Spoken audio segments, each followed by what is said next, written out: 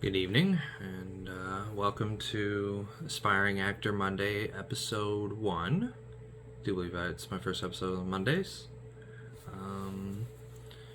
Today I'm just going to do from memory, basically. I watched the movie a couple weeks ago, but the second monologue I really want to practice is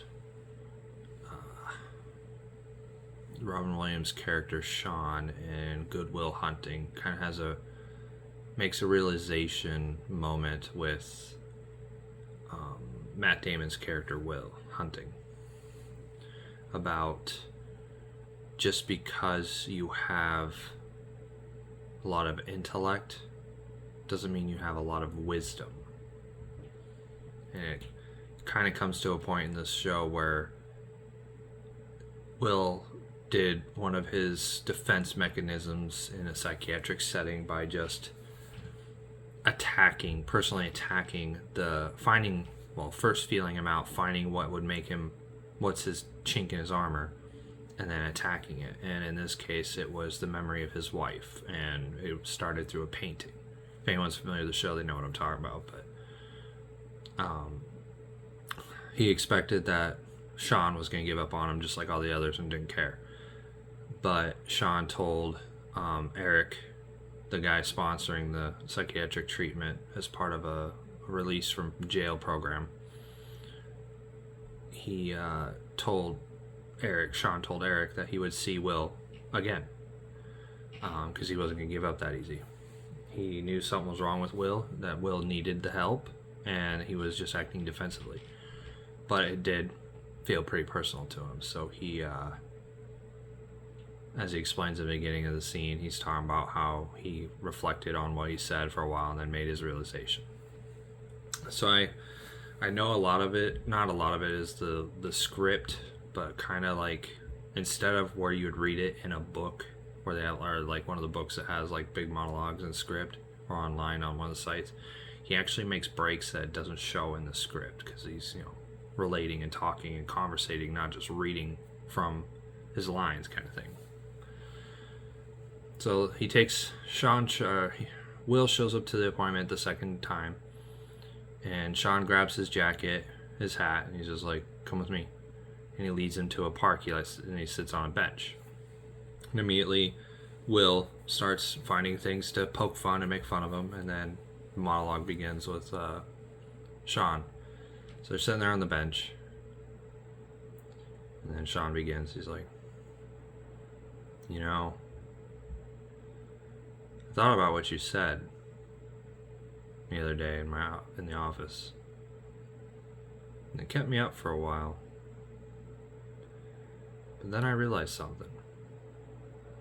And after this realization, I fell into the deepest, calming sleep. You know what I realized? You're just a kid. You're just a kid that doesn't know anything of what he's talking about. You've read a lot of books. You probably know a lot about art. If I were to ask you about art, you'd probably bring up Michelangelo, the works he's done, his relationship with the Pope, his sexual orientation. But I bet you can't tell me what it smells like to stand there in the middle of the Sistine Chapel and look up at that beautiful ceiling. To actually be there. You've never left Boston, have you?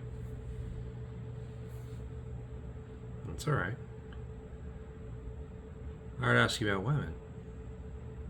You'd probably give me a syllabus of your personal favorites. You may have been laid once or twice. But you can't tell me what it's like to wake up next to a woman and be truly happy. You're a tough kid. If I were to bring up the subject of war, you'd probably quote Shakespeare. Once more into the fray, good friends. But you've never been near one. You've never had your best friend's head in your lap And you watched him die, gasping his last breaths. You don't know anything about love. If I asked you about love, I'd probably quote a sonnet. But you wouldn't know what it's like to have one person in this world that's like she's your personal angel just for you, to rescue you from the depths of hell, and for you to be her angel and to cherish and love her forever through all the hard times, through cancer.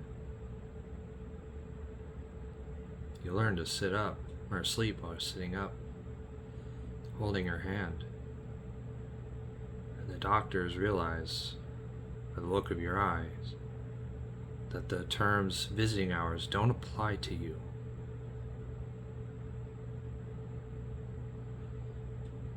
You don't know what it's like to lose something you cherish so much, something you loved so much.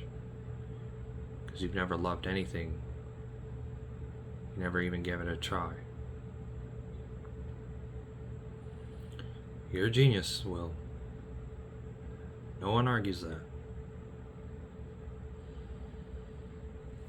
But until you are willing to have that conversation with yourself and to tell me who you are as a person, like how you stood there in my office and you looked at my painting and you just tore my fucking life apart. It's like, there's nothing I can't learn about you that I can't read in a fucking book. You're an orphan, right? Do you think I know all about your life because I read Oliver Twist? Does that encapsulate you? The only way we know who you are is if you tell us who you are. But you don't want to do that, do you, sport? And I'm interested. I'm in.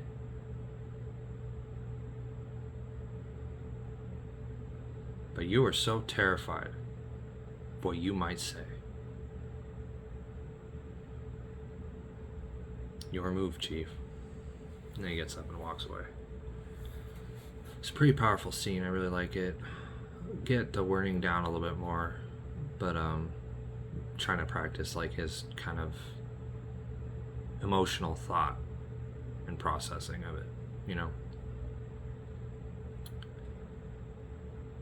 But on the other hand, outside of monologues and reenacting scenes and stuff from movies or TV, another genre, I'd say it's a genre that a lot of people don't give credit to. Some do, but some people don't.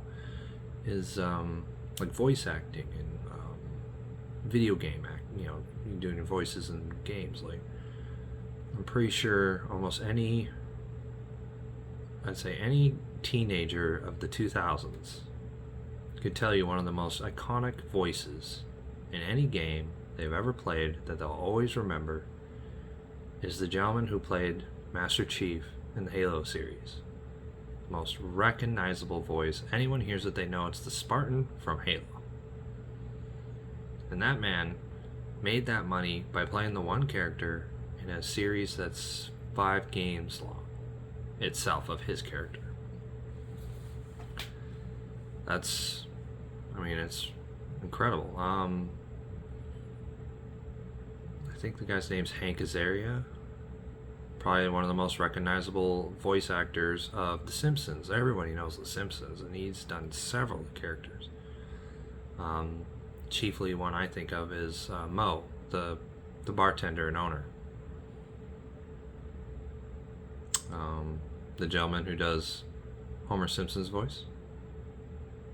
I don't remember the actor's name, but very recognizable voice, and you'll always recognize him. Seth MacFarlane in all of his Family Guy. You know, voice acting is very impactful. And coupled with good writing, very intensive music, and genres of games that just draw the fan base, you can make a really impactful cinematic video with voice acting from actors and actresses that make you just want to quote it. Blizzard, with all their failings they have as a company, things that you'll find and dislike about them, I think one of their biggest things they've ever done is they've made such impactful cinematics that it's so rewatchable. Like, I couldn't tell you how many times I watched the Wrath of the Lich King cinematic when the father's voice is just speaking out of body, so he's not in the actual scene as Arthas is doing his thing, and Arthas doesn't speak a word during the whole cinematic. It's just his father's voice, but it was so powerful. Like, I get chills just thinking about it when he's standing on the cliff and he's like, "When my days have come to an end, you shall be king." And he just sees Arthas looking up with his blue eyes and everything, and just, icy theme and everything. But Diablo has got some of my favorite character v characters, so they're talking to each other, interacting, cinematics, and voice lines. Like, I think of the first one in Diablo 3. Deckard Cain just died in the first act, at the end of the first act, and Leah's his niece is just pissed and angry and and mourning because none of it makes sense. There was no reason why anything happened. Deckard died. She blames this stranger that has appeared, who's Tyrael, the Archangel of Justice. And Tyrael, just as the soldier he is, he's like, Deckard sacrificed much, but he did so to save this world. And she speaks up and she's like, "What would you know of sacrifice?" And Tyrael, kind of having his moment of humanism, if you will, he decides he's going to enlighten her a little bit because she's making a quick judgment. She has no idea. So he reaches out and he grabs her with the power of, like, not hallucination, but grants her a vision of his last interaction in heaven. And a lot of people don't know if they know this, but in between 2 and 3, Tyrael was basically exiled from heaven, or he was getting exiled. He was on trial because that was Diablo 1 and then Diablo 2 and a couple of events before Diablo 1 stuff. He kept interfering on Sanctuary when he wasn't supposed to because the heavenly laws forbid it.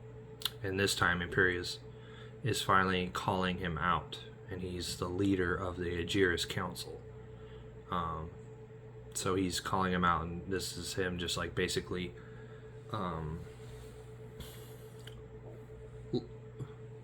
pressing charges, leveling charges, whatever, I don't know the legal terminology of it all, but so it shows him, so he grabs her arm, and it shows Imperius standing up in his throne room, and he's just like, "Tyrael, the ancient laws of the high heavens forbid us from interfering on the mortal plane. Yet you have done so brazenly. All I'm guilty of, Imperius, is bringing justice, while you stand here cowering behind your throne. Silence!" Summons his weapon, flies in on him, picks him up. He's just like, "You will now answer for your transgressions." Tyrael blocks it, and they go tussling back and forth. The spear goes flying across the floor. Imperius launches Tyrael off of him, goes flying backwards to collect it, but by the time he gets to the spear, it's already being pulled away from him. And then you hear Tyrael's voice. He's like, "You cannot judge me. I am justice itself. We were meant for more than this, to protect the innocent. But if our precious laws bind you all into inaction, then I shall no longer stand amongst you as your brother." And he slams the spear down. And it breaks the vision, and she's like, "You chose to be one of us," and then reaches up and she wants to see more. And it shows him ripping his pauldrons off, which is connected to his wings. And as he's doing so, Imperius is shocked. He's like, sacrilege! And Imperial finishes removing his wings, and then the wings reach up and grab him and pull him through the floor to, fallen angel, exile him from heaven. And he's like, thus I fell. Willingly. And he reaches his hand out to Leia. It's like, because humanity is the only hope for this world. I mean, that scene's pretty intense, because that's Angel v. Angel. And then I think the epitome of good versus evil is the rivalry between Imperius and Diablo. And Diablo at this point in the game, when they have their cinematic, has gained the powers of all the Lords of Hell, because they've been systematically trapped in the Soul Stone as a machination of actually Diablo and Leah's mother. Planned it all. So Leah was actually born of the demonic congregation between Andrea and Diablo and the Dark Wanderer. And so she's like the perfect vessel, kind of like Sam Winchester kind of vibe. And they insert the Soul Stone into her that has all the Lords of Hell's souls trapped in it. And so here he is, the prime evil is what he calls himself. But so the scene's pretty cool. Shows heaven. It's got like the eerie like wire string scratching sound from like guitars and stuff, and big smoke, and there she's standing there, and you can see like rips through her like cheek and stuff, abrasions, and you can see like the demonic glow in it, her eyes and everything. And she's just whispering, she's like, even in the heart of heaven, angels can still feel fear. Imperius notices something's going on. He steps up over on the balcony, he looks and he sees something. He sees it obviously, and so he summons the spear, and then he teleports to the gates of the Silver City. And I love this part of it. His entrance is pretty great, because he comes flying down and lands on the ground, and then he's like, my old enemy, you cannot hide from me, no matter what form you choose to wear. And then he begins to power up his spear with holy fire, and it shoots at Diablo. He's like, let your true self be revealed, Diablo. And he shoots, and Leia blocks it, of course, and goes diverting. But then he gets angry. He's like, "Arrgh!" And he empowers the holy fire, and the demon succumbs to have to be summoned. Basically, it's like a ritual summoning kind of thing. And then you hear Diablo's voice, pretty cool. Diablo's voice is like, a long war ends today, Imperius. And then he stands up in his full breast, and you can see aspects of all the different Lords of Hell on him, which was really cool. He takes a couple steps and roars his defiance, and Imperius does the coolest thing. So he just like spins his spear, activates it, because you see the tip open up, which is kind of cool. And then he starts going forward in like the angel's teleportation mode, where it looks like a ghost form. And then he shifts at the last second. He hits Diablo across the cheek, like in such a cool slash motion. But Diablo is more powerful because he has all the Lords of Hell, so he overcomes him. He launches him with his tail, and as Imperius is collecting himself, and he goes up to parry Diablo, bringing a big, like, nasty spike down on him. He parries it with his spear, but it breaks the spear, and it just blows up. And then he stabs him through the chest. So he's like, right? And he's like got him up here, and he's just like, take one last look at your shining heaven, Imperius, because soon nothing of it shall remain but my laughter. And Imperius summons enough strength to teleport off of him back to the gate. And he's sitting there, he's like, he's looking, he's like, his life force is bleeding. And Diablo marches forward and does a big shout, and it launches into the gates, breaks in, and falls and collapses on him. And that's the last act for Diablo 3, the original. But those are really cool scenes. I just enjoy watching them, especially the back and forth with Tyrael and Imperius. Like, I love that. And you got the pride, even though he's aspect of valor, and the leader of the Jewish council.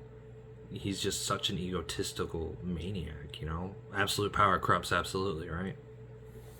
But I love how he's challenging Tyrael in aspects of justice when Tyrael represents justice. He is the embodiment of justice in the heavens, in Sanctuary. So to have someone overstep his bounds of what he is supposed to be the aspect of, to claim that you're unjust or that justice needs to be dealt to you, even though you were doing the just thing, is kind of interesting, right? So I love that, because he's all sitting there, Tyrael, the ancient laws of the high heavens forbid us from interfering on the mortal plane. Yet you have done so brazenly, right? Like, just, you can hear that challenge. And then Tyrael's standing there defiant. He's like, all I'm guilty of, Imperius, is bringing justice, while you stand here cowering behind your throne. You know, and that's defiance, right? So you can't let that stand, because the other angels are watching. He's like, silence! Teleports, grabs him. You will now answer for your transgression. Summons the spear, goes to swing it. They start battling back and forth. It throws him off, goes flying for the spear and reaching for it, but he's pulled away from him. You cannot judge me. I am justice itself. We were meant for more than this. To protect the innocent. But if our precious laws bind you all into inaction, then I shall no longer stand amongst you as your brother. Right? It's like, fine, if this is the way you guys want to play, I don't want to be part of this club. And then Reaper's Souls comes out. And even though Malthael doesn't say as much, it's still pretty impactful. Because, like, they're dealing with the Soul Stone, they're burying it to where no one can find it. He's using his Horadrim that he's created as his, like, earthly, honorable warrior type sect. Only Tyrael, you know, they did believe in the angels and everything, but their job was to serve Tyrael's will, which was, you know, justice and righteousness and all that. Anyway, so he's working with them. The stone finally gets encapsulated by its prison, and Tyrael, you see him give that sigh of like, you have done well, Horadrim. Now, I think it's time that we all... And then you hear this eerie sound of like nails of chalkboard kind of thing, and you see this figure start to appear, but he's like, run. And then this thing comes out, and he recognizes it. He's like, Malthael, right? And you see this Reaper-looking angel just cock its head so slightly, brings out these two looking like sickles, and then whoosh, takes the heads off of the two Horadrim right next to him. And then he summons like this soul drain, like soul reaper wave, and a bunch of Horadrim start getting hit with it. Tyrael runs forward and blocks one from moving. The only one closest to him activates a sword and then hits it, or puts it on the ground to build a shield. And this wave is just bashing against that shield and hitting the Horadrim, and he sees these guys age to decay, and then their souls go flying in this, like they're washing or swimming in this lake of soul reaping. And then Malthael summons, or consumes them.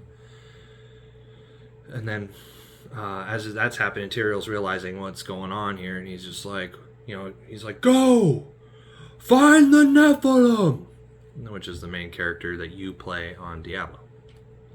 And then he finally finishes the shield, and Malthael drops the Soul Reap, and he goes to puts his sword out in defiance against Malthael. Malthael just lets it come through him, and then he grabs a hold of it with a sickle, flings Eldruin away from Tyrael. And then he hooks it underneath one of his plates of armor, and then picks him up, and he's just sitting there, and he's dragging the sickle. You can see the soul being pulled out of his face, because he's human now. Remember, I'd say demi-human, Anyway, he's just like, brother, why? And then Malthael just flings him to the ground, and goes walking past him, going straight for the Soul Stone. And then as he's looking at the Soul Stone, Tyrael looks up over the stairs at him. He's just like, the Nephilim will stop you, right? And then you just see Malthael turn his head just ever so slightly. Nothing can stop death. Takes the sickle, cuts the prison out, and then collects the stone. It's pretty intense. Because he doesn't... That's the only thing he says the entire scene, but it was so, Which makes me think about characters that I really enjoy. I'm pretty sure a lot of people really enjoy characters that they don't say much. The bad guys that don't say much, it's just they're all that presence. Like the actor who played Director Krennic talked about in Rogue One, how he grew up watching Darth Vader. And he said he's finally on scene. Darth Vader's walking down this catwalk straight towards him. And he said, you even can see, because cameras don't lie, you can even see him like swallow. And he said it was legitimate. He's like, Darth Vader's walking right towards me. He was like, that's frightening. Because he's an officer in the Imperial Navy, and they have like a 1 in 5 chance of getting choked out at some point of their, I think someone discovered. So you have a 20% chance of getting killed by Darth Vader while you're in the Imperial Navy. That's not great odds.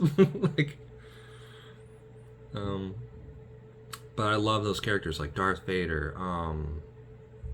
You got Bane. Ra's al Ghul, kind of like Liam Neeson's version of it. Like a lot of it was like wisdom and speaking and stuff, but he wasn't always big on using a lot of words. Like he summons a couple, or as he's grabbing the rope to go up into the train, a couple of his underlings show up, and Batman's like, I can take on a couple of your henchmen. Have it your way. And then 4 more show up. It's like, all right. If you want to find more than 2, here's 6. But I love Tom Hardy's Bane, because we besides comics and some of the games, we really didn't get a relatable Bane. We got the ridiculous, he gets the thing, he gets all pumped up, he's like, "Rrr, Bane," right? And it's only half of it. Like, for example, presence and scare. The same guy who played Director Krennic was also played one of Wayne's competitors. And he was funding Bane at the beginning of the third one, the Dark Knight Rises. And he's getting pissed off. He's confronting him. He's just like, you have my crews running around, God knows doing what. And then the stock market attack didn't work. He's just like, do you see me in control of Wayne Enterprises? And then Bane just looks over at his subordinate. He's like, leave us. He's like, no, stay. I'm in charge here. And Bane just lays his left hand on the guy's shoulder and immediately silences him. Do you feel in charge? He just looks at him.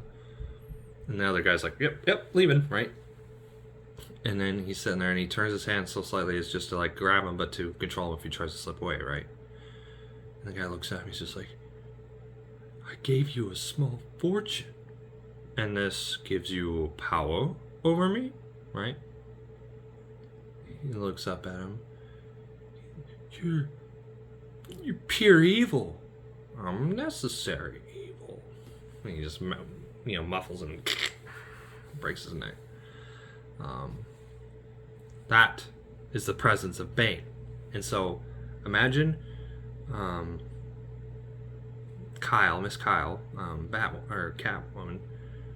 She doesn't realize that she's giving up such an ally to save face and to protect herself from Bane and his goons. But her only ally that could have probably done anything was Bruce Wayne / Batman. And she knew Batman, but she didn't know it was also Bruce Wayne. So it was really intense in that scene when she leads him to the ambush there in the sewers underneath Wayne's Industries. And he, so she locks the gate and he turns and he's like, you made a terrible mistake. Not as terrible as yours, I fear. And so he turns and looks. He's like, Bane, there's no need to stand on ceremony here, Mr. Wayne. And then you see Selena Kyle like, oh shit, right? Like, I fucked up. So they start fighting. And then he catches, like, the weird script, though. Like, he catches his fist. He's like, your strength has failed you. Victory has defeated you here. And it's like, victory is defeat. What?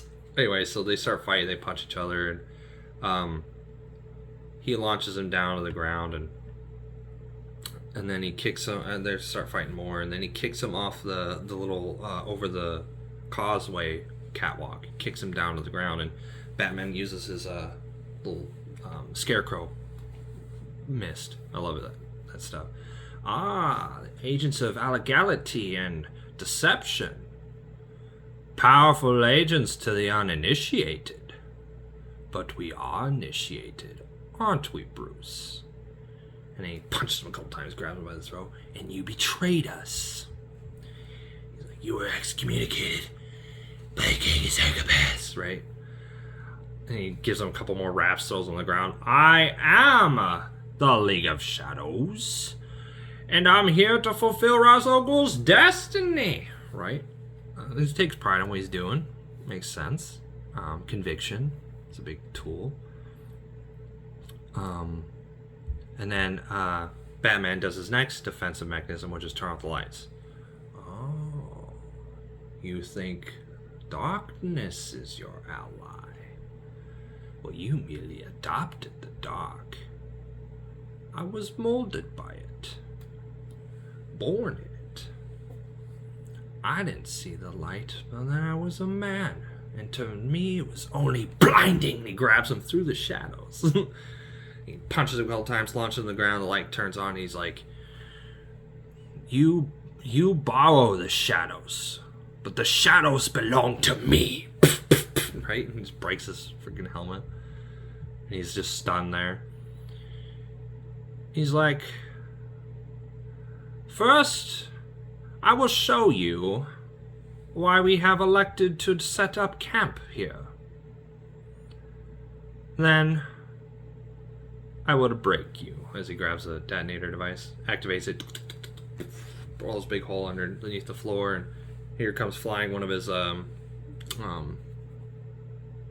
tumbler, I think it was called, the tumbler, Lucius Fox design.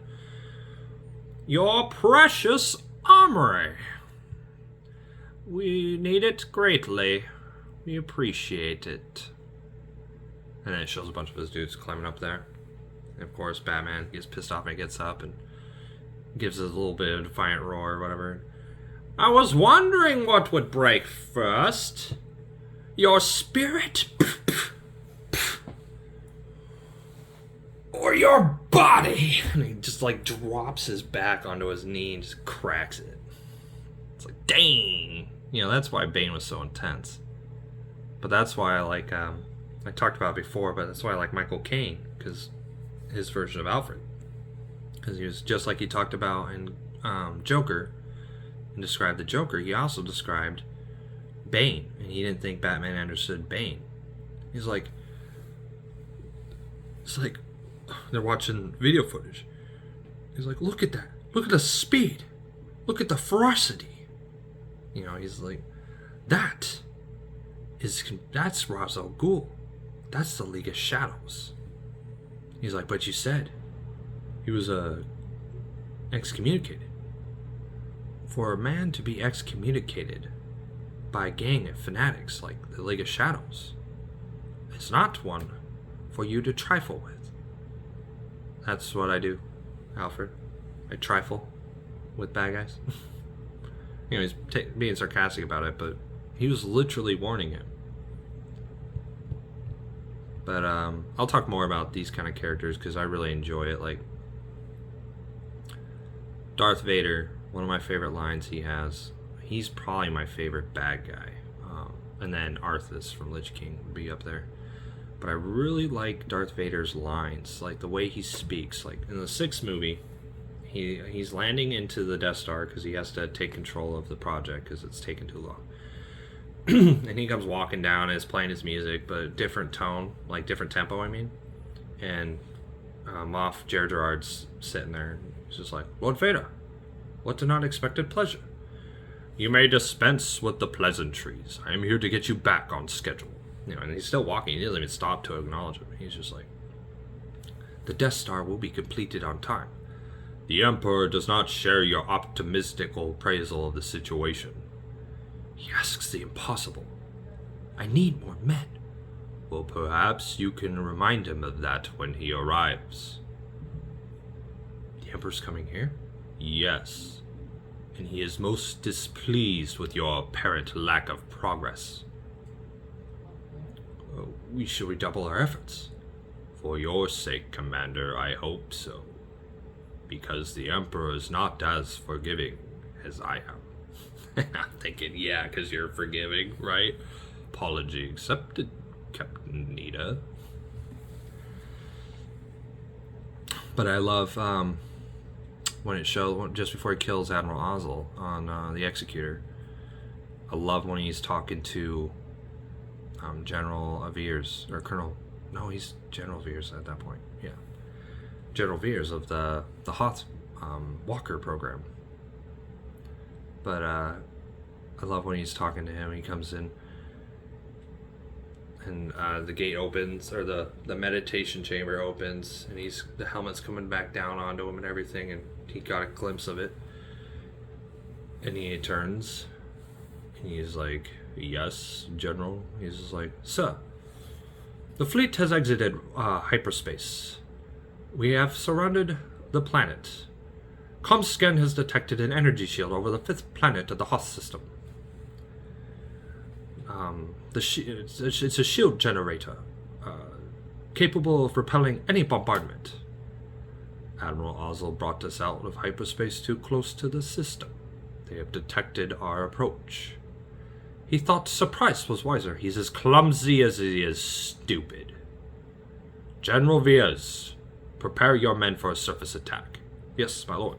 Right, and he leaves, and then he turns, and Ozzel on the screen appears, and he's like, Lord Vader, I was just going to inform you that he starts choking him, and he's like, "You have failed me, Admiral, for the last time."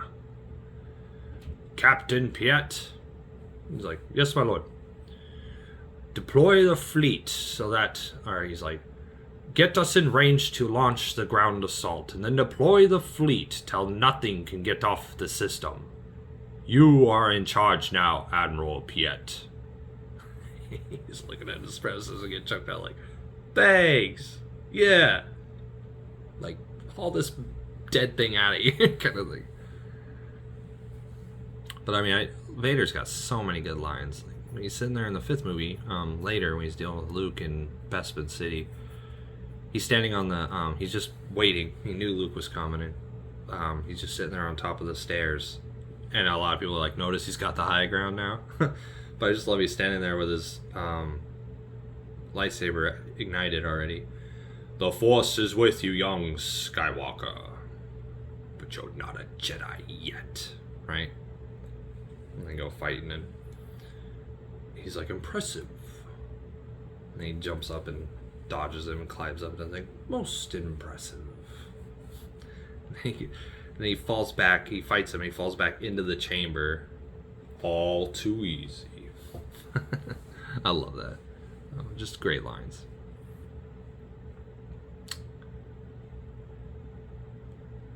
But I like, they did a really good job in Rogue One, because you finally get to see his action, his combat. Because most of the time it's just his presence, his lines, the fear, right? But you gotta actually see, because, younger actors, better filmmaking capabilities, more CGI, that kind of thing, for like the Force when he lifts people up and slashes them on his way by. It's more impactful, so you can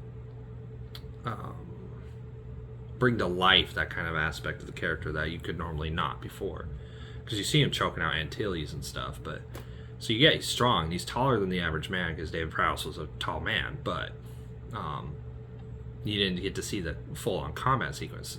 Episode 6 was okay, but you saw the same kind of flurry attack over and over and over again. It's like, that's not very flashy. But this one where he's like slashing back and forth against guys, picking the guy up, switching him, killing the guy, choking him, throwing him, blocking blaster bolts and sending him back, kind of thing. I mean, it's badass. It was Vader, Hall Monitor champion.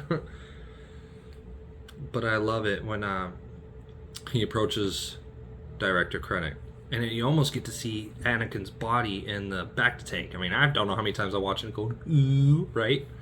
Because you see him slowly lean forward, and he's like, Lord Vader, Director Krennic has arrived. You see him lean forward to look at the guy, and he looks down, and then the tank starts emptying, and then the music comes up, and then by this time, most of the music was Rogue One unique, but they use, oh, thank God, they use the Imperial March, bum, bum, bum, bum, bum, bum, as he's marching forward. And he walks right up to him. And the interesting about Rogue One 2 is the lens. It's not just a straight black. You see like the red, like the infrared, kind of like when you see in Episode 3 when it was coming down on him, on Anakin. And he walks right up to him. He's like, Director Krennic, Lord Vader. Right? You seem unsettled. No, just pressed for time. My apologies. You do have a great many things to explain. The plans, not the plans. What did he say? A mining city destroyed?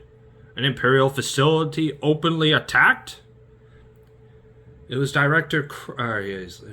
was Grand Moff Tarkin's idea for the reactor test. You were not summoned here to grovel. No, I was... There is no Death Star. The Jeddah was caused by a mining accident. It would be prudent of you to make sure that Galen Erso has not compromised this weapon in any way. And he starts walking away. So I'm still in command? You'll speak to the Emperor. You see Darth Vader. Be careful not to choke on your aspiration, Director. And he releases him. Badass.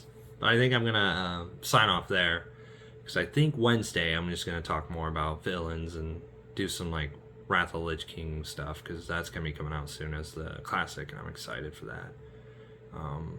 But if you tuned in, nice to see you. If not, I'm sure you'll see me around eventually.